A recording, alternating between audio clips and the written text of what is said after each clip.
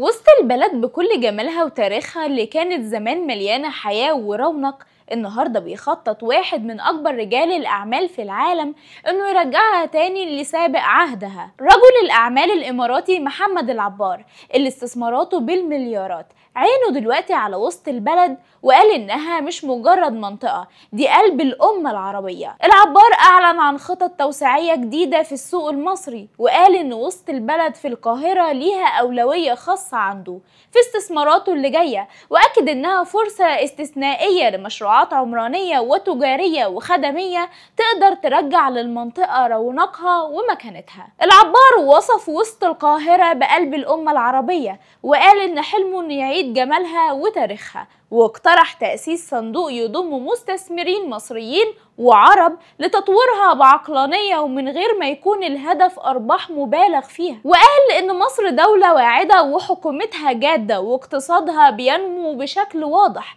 وده بيعزز الثقة في مستقبل الاستثمار فيها. التصريحات دي جت بعد توقيع إعمار مصر وسيتي ستارز اتفاق شراكة مع الحكومة المصرية لإطلاق مشروع مراسي البحر الأحمر على مساحة 10 مليون متر مربع بحضور رئيس الوزراء مصطفى مدبولي. بس تفتكر ممكن نسمع عن مشروعات جديدة في وسط البلد؟